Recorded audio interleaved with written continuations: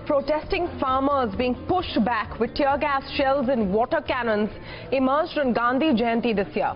For the ruling NDA, there could not be a more politically harmful situation than protesting farmers suffering at the hands of a central government-run police force. Under pressure and eager to firefight, senior ministers of the government swung into action, promising to fulfill 7 of the 11 demands the farmers had put forth. But how will this really help? In a pre-election year, what is the political impact of this level of farmer distress? And can the government truly do anything about systemic problems in Indian agriculture? To speak on this, I'm joined today by Siraj Hussain, former Agricultural Secretary. Narendra Taneja, National Spokesperson of the BJP, joins us.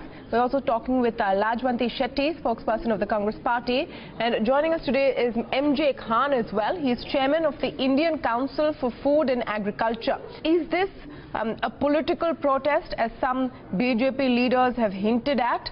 If so, what can the BJP do about it? And the real question of what really can any government do right now with a very short time span before the next election. Let me come to Mr. Khan first and get his views on the subject. From what the farmers are demanding, it seems they just want to make 2 ends meet. Would that be called aspirational? Aspirations are growing. Farmers, like any other segment of the society, are the aspirational lot. But agriculture is not giving the performance to confirm that, to help them. So returns from agriculture are not growing at a pace at which it should be growing. From crop to crop, from region to region, we see that fluctuating prices. Sometimes there's a glut and the prices crash. There's a problem.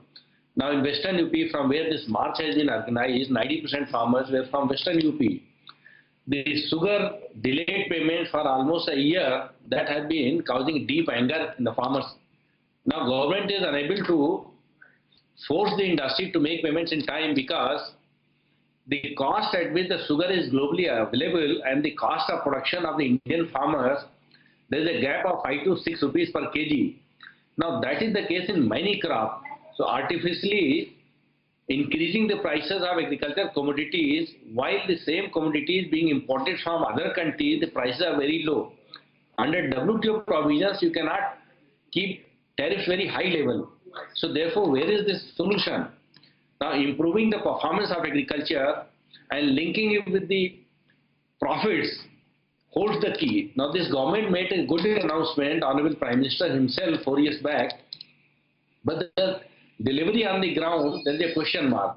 So how to improve the performance of agriculture in order to have better income levels from agriculture for farmers to meet their growing aspirations and saving them. You know, one of the demands of the farmers is that performance of the agriculture insurance system.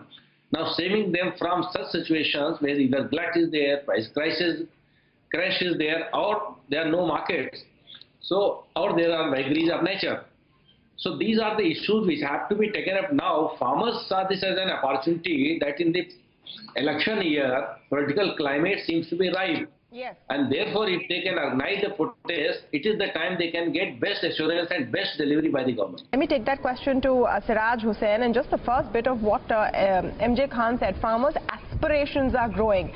The way I see it right now, and from what they're saying, they're just aspiring to be able to make 2 ends meet and to not be forced into a loss-making, way of living. Is it that aspirations are growing?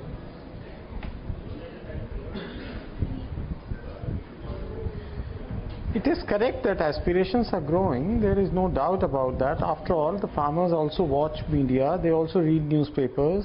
And in any case, they are flooded with promises. For example, the promise to double the farmers' income by 2022. However, I think the spate of protests we have seen in the last 6 months is not really related to aspirations. It is related to real incomes. In many commodities, the prices have fallen to very low levels in the last 3 years, primarily due to global factors, as a result of which farmers are not able to realize even the price which they received 3 years back. So whether it is soya bean or cotton or urad or tur, everywhere, for most of the crops, except the ones which are procured by the government, that is wheat, paddy and sugarcane, which is bought by the sugar companies, the prices have fallen to such a level that farmers feel a lot of distress. So that is, I think, the major reason driving the discontent. Also, in case of Maharashtra march from Nashik to Mumbai, the prices were not the only reason, because there the landless agricultural laborers, the tribals also took part, the forest dwellers who have been demanding that they should be given allotment of the land they are cultivating. So it is a mix of a number of factors relating to agriculture and rural people. Well, it's sad that they have to wait for elections, but the fact is that protests have been going on for most of this 4-year term. And Mr. Taneja, on the question of sugar, there was a 5,500 crore rupee sugar package announced last month. There have been packages announced by the central government for the sugar industry, by the Uttar Pradesh government, which is also ruled by the BJP. Nothing seems to have worked. Where do you think the messaging is going horribly wrong for the BJP, and do you admit that this is a situation that does not look good for any ruling party months before the next general election? No, we don't look at the, agriculture or the farmers who, for some reasons, a section of the farmers, have issues there in terms of elections. That's not the way we look at it. Look at the, last year's, for instance, just look at agriculture production. It was a record high, thanks to the right policies and, of course, the hard work put in by the farmers. And look at, for instance, the share of agriculture in total GDP. That's also going up. Again, hard work by farmers and the right policies. You see, we understand and appreciate that there are concerns, there are structural issues, and that's precisely the reason we are trying to kind of go for complete reform, complete transformation of the rural economy. As long as farmers or those living in the villages are dependent only on agriculture, there would be issues. So that's why we've taken roads there, we have taken electricity there, we are taking modern technology there, so that in a family of farmers, there are people who also are other sources of income, including services, including micro industry or neo industry, food processing industries and things like that, and also, of course, dairy product. So unless and until we do that, and we are working for the complete transformation of the rural economy. But as far as the march is concerned, the people who are leading, they are politicians, and Yogen Yas of the world, Mr. Tekets of the world, they are all politicians, and they have their own agenda. You see, that's not to say that some of the issues raised by the farmers are not genuine. No, that's not to say that. But as far as these things are concerned, agitation and all that, these are politicians. So we have to look at. But we're not hassled by that. Our focus is on the maximum possible to transform the rural economy. Okay, so clearly, opposition parties will join forces with agitating farmers, and in a democracy they really should. Maybe under political pressure the government may act, like MSP prices for Rabi has been hiked. The announcement has been made today. So if you may or may not do it under political pressure. Even if you do, it's fine, because that's how a democracy should work. The question is, where are the solutions? And I want Lajwanti Shetty to come in on this, because if today the Congress party just rides the wave, it won't be enough. There has to be something specific in terms of a plan of how the situation can be changed, which has gone on and on. They're very endemic problems in Indian agriculture.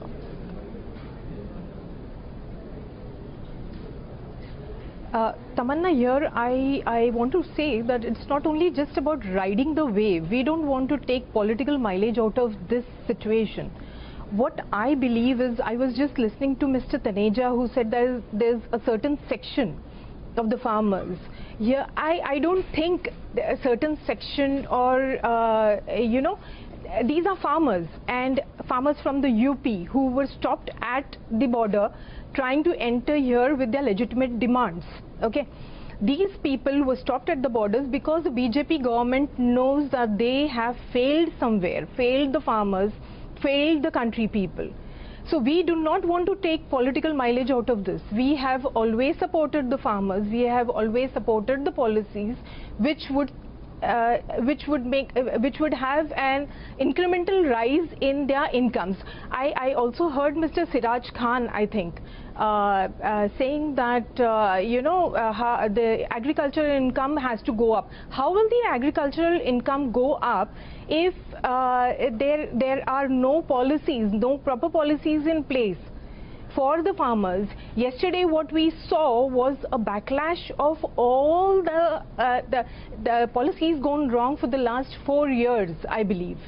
Let Mr. Taneja respond to that. These are the same farmers who have supported the BJP, the Jats. Okay, I think these are the same farmers who have supported the BJP in the last election. Okay, we'll come to the point of support from farmers in a bit, because there are 3 interesting polls by CSTS, the Mood of the Nation polls, which have a story of theirs to tell. But Mr. Taneja, you must respond to this specific question that this is a government that talks a lot about farmers. Why is it not translating to any action on ground? Because it's difficult to believe that all farmers protesting are politically motivated. Correct. No. You see, the first thing, my esteemed colleague from the Congress party says they don't want to take political advantage of it in Uttar Pradesh. You can't take advantage because you don't exist in Uttar Pradesh. Even if you want to, you can't. You are not there in Uttar Pradesh on the ground. You just don't exist. That's the reality. I'm from Uttar Pradesh. Number two, let's have a civilized debate. Let's have a civilized. Number 2, as far as this is concerned, let me draw her attention to the farmers' plight if the issues there in Punjab. They are in power in Punjab. Have they got any magic wand there? Or in Karnataka for that matter? I mean, all those issues, if you really dig deep, those issues are there because Congress neglected farmers for decades. All are there. These problems have not come of the last four years. If you say these problems have just come of the last 4, then I'm sorry, madam, you know nothing about agriculture. No, that's a fair point, but what have you done? That's not how it works. That's a fair point, but what have you done, Mr. Taneja? You completely neglected agriculture for decades. You neglected farmers for decades. That's the reality. Waiver of farm loans.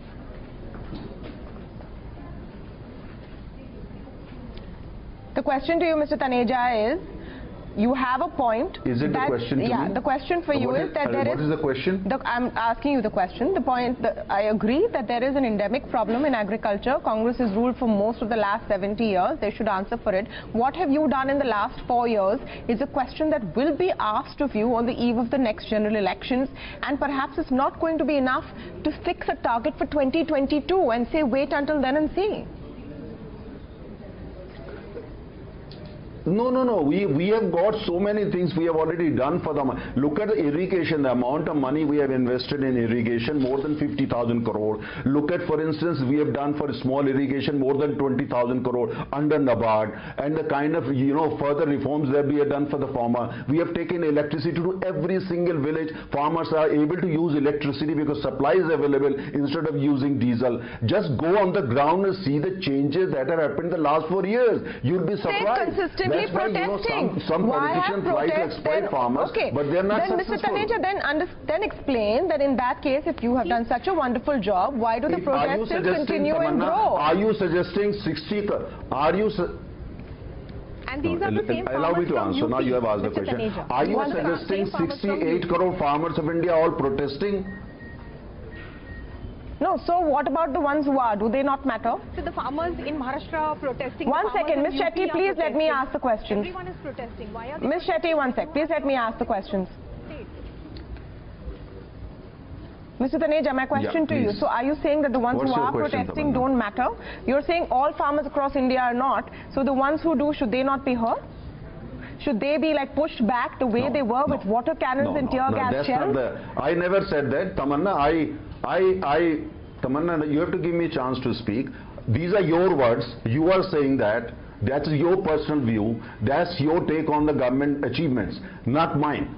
All I'm saying is there are more than 65 crore farmers in this country. We know that. And we are the largest party in the country. We are in touch. We know what's happening on the ground. Not small regional parties like Congress. or Samajwadis and etc. We know what's happening and they know what we are doing for them. So if there is a section of the farmers, they have reasons, they have issues with the government, we are talking with them at the state level and at the wherever possible at the central level.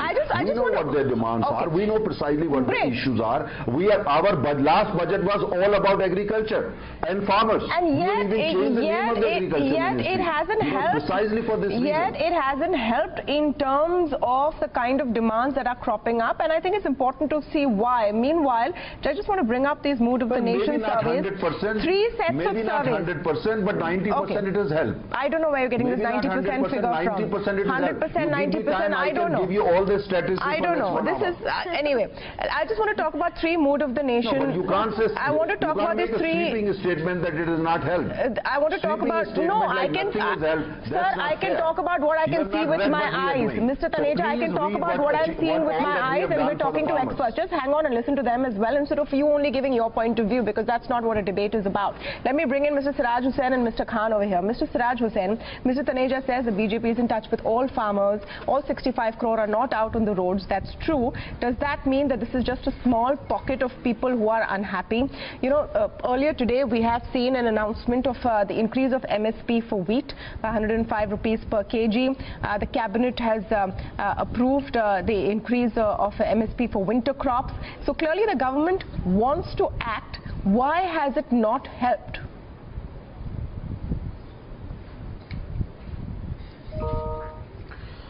Actually, we cannot say that none of the government policies have helped the farmers, because from time to time all governments make policies, and I would not say that nothing happened in the Congress rule and everything is happening now.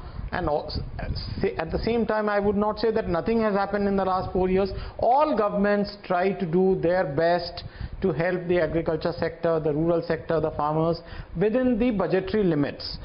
Now, in the last 4 years, for example, the government has done a great job in undertaking the procurement of pulses. The government set up a price stabilization fund, and some 4 million tons of pulses have been procured. Now, earlier this was not done.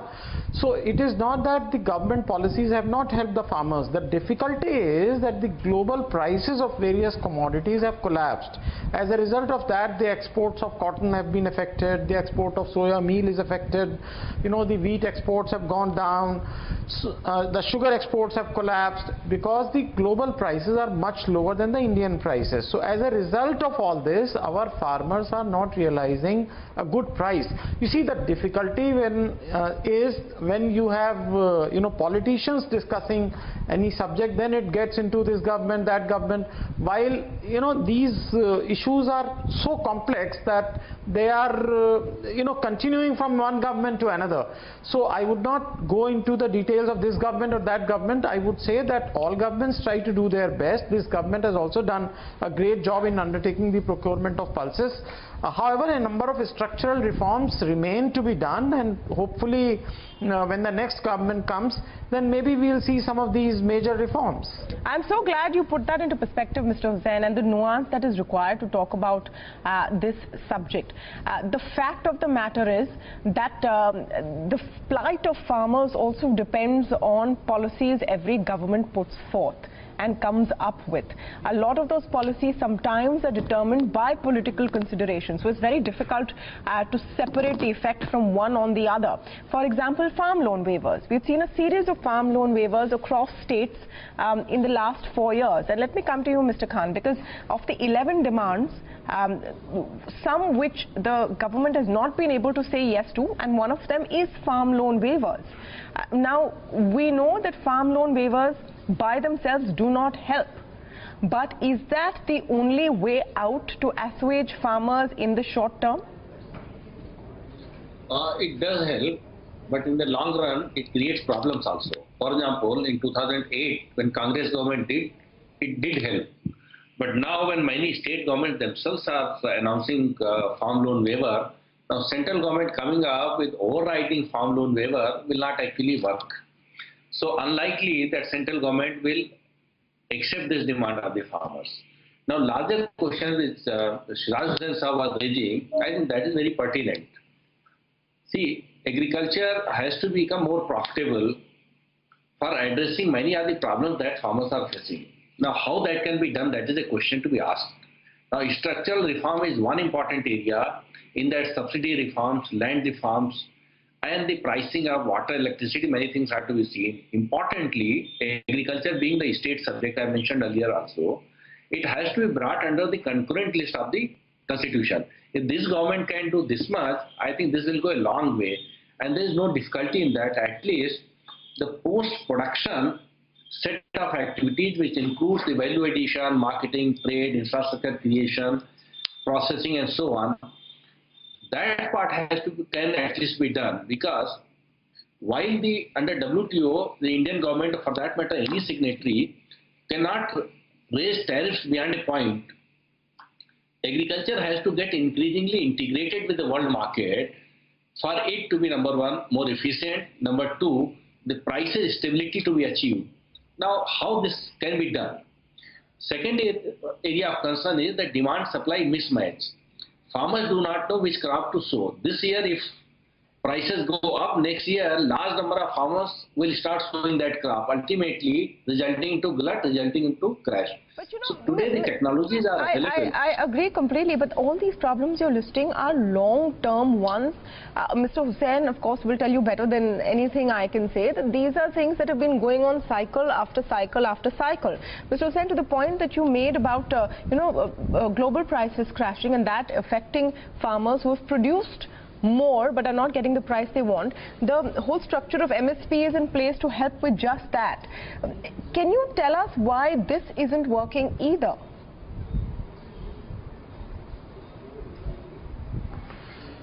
Actually, the MSP regime also needs to be fine-tuned, because you cannot have a situation where Indian MSP is higher than the global prices for all commodities for several years. It can happen, this distortion can happen for a year or two, but if for a long time you continuously have Indian MSP much higher than the global prices, then obviously it means that Indian agriculture is not competitive, and then there will be difficulty in exporting the surplus quantity.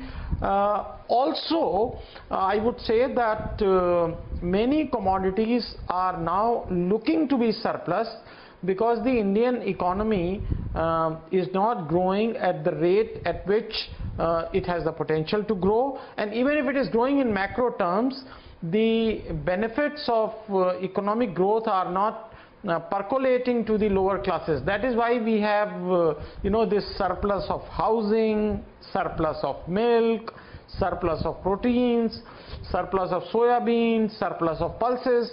It is not that the consumption of pulses has gone up. The per capita consumption of pulses remains where it was, largely 23-24 million tons. The reason is that people do not have the purchasing power. So if we are uncompetitive in the global market, it is necessary to absorb the surplus production, that the Indian economy grows and the distribution of wealth is good, so that the poorer sections of society who are right now consuming lesser number of calories than recommended can also consume more, and that will expand the Indian market.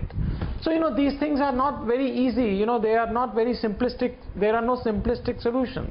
Absolutely. But I think it is still important to look and dissect what current governments are doing, what past governments are done, and what governments can do overall, which is why I'll come back to you, Mr. Taneja, on what is the plan from here on, because in a sector like this, clearly no big achievement can take place in the remaining 6-8 months term of this government. What really can be done? Because hiking MSP prices like has been done today, or some kind of farm loan waivers from other BJP ruled states would just work as short-term relief. No, you see, as you know, Mr. Hussain was talking about, my other co-panelist has pointed out those things. You know, we are talking of probably the biggest, segment of Indian economy in terms of the people, employed or people dependent on it. Now, here we are talking of a huge ship, transforming a huge ship. I mean, if we really take a view in terms of 5 months, 6 months just before the election to use of election, probably will lead to the wrong conclusion. Trust me, that's not how we're looking at it. We have already made some announcement that what we plan to do by 2020, double the income of farmers, and we have also been saying we want to completely transform the rural economy.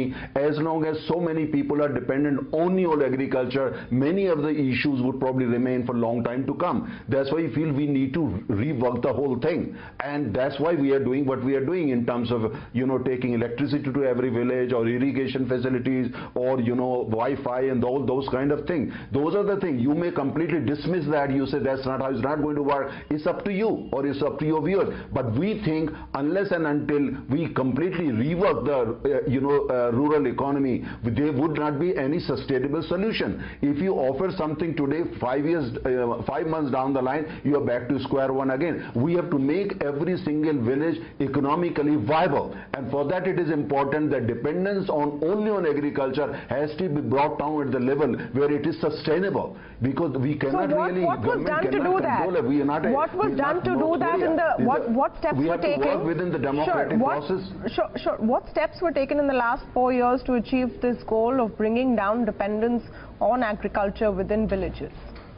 Three things. If you give me just 30 seconds, not more than that. Never before, when we came to power, there was still a large part of India, especially the rural part of the country, they didn't have access to electricity. Electricity they could use to set up new factories or small, units, industrial units, food processing units, just to make pickles and that kind of stuff, and plus even better things, and at the same time, have access to better information structure and all that. Now electricity, we have taken it to every single village in the country. We don't say every household. That's the agenda. Next agenda, but we have done that. Irrigation, look at, for instance, the amount of efforts we have invested the last 4.5 years in irrigation. Please send your team to the ground and check what's happening. Rural road accessibility in terms of road, unless villages are accessible, even if they produce something, they will not be able to ship it outside the village. We have done that. Please go and check it. Ms. So we have brought about structural changes, fundamental changes in terms of the since you asked the question, have patience to hear me. No, you said 3 things. You've listed 3 things. You said 3 things in 30 seconds. I listed. You said 3 things in 30 seconds. We listened to all 3 things. I know you can go on for 2 hours, but that's not really going to be possible. Let me get Ms. Shetty to now respond to the point you're making. Now, the BJP spokesperson, Ms. Shetty, says that this is a vast, huge task. It will take us time. We have made a start. What is your counter to that?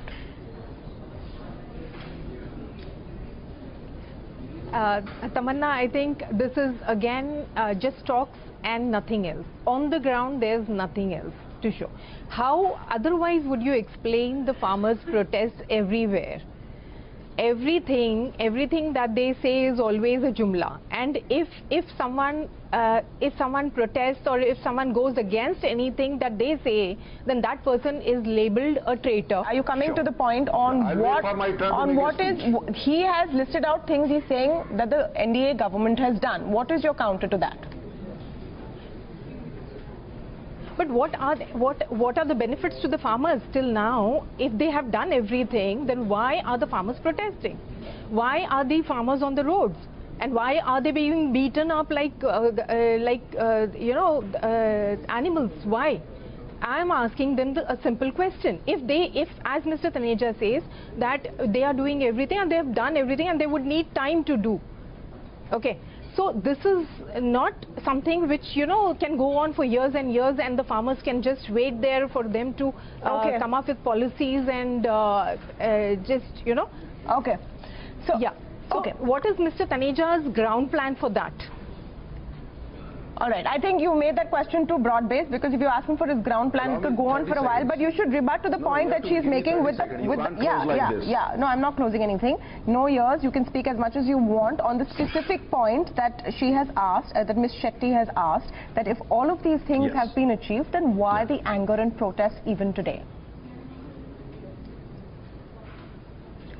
Because two reasons. I'm going to the point, I'm not going to give a speech. Two very clear points. Number one, because they neglected agriculture and the farmer for so long, and there have been cancerous cells all around because they neglected. They treated farmers like a bunch of voters, not human beings. Not human beings. And it takes time. When you've got something as serious as those cells, it takes time. That's why it's taking time. What we have managed to do is remarkable. That's the reason, you know, when you look at the production, is record high. Number two, agriculture is state subject. It's just tell Mr. Sethi, please tell me what you guys have done, you people have done in Karnataka and in Punjab. If you say nothing has happened in India, are you also saying nothing has happened in Punjab and Karnataka? Please do your homework before you come. I'm going to end this here because this will go on and on. At the end of the day, the farmers have to decide. I was talking about a Mood of the Nation survey which in May of 2017 showed 42% of farmers with a positive feeling towards the NDA. This has dropped to 30% a year later. Clearly, these are signs that no party in governance can afford to ignore. Thank you so much to all of you for joining us today.